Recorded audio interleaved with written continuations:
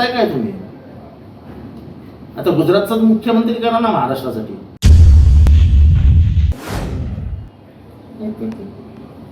ते पण शीघ्र कवी झालेत रामदास.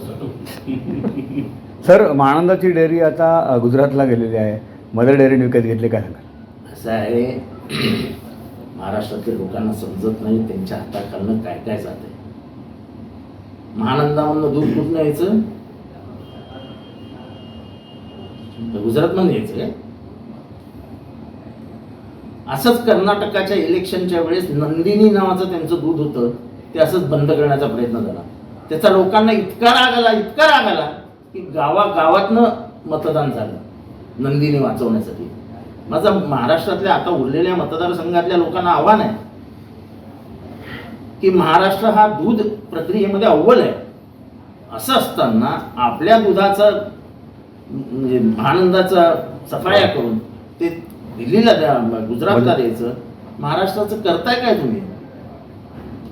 आता गुजरातचा मुख्यमंत्री करा ना महाराष्ट्रासाठी.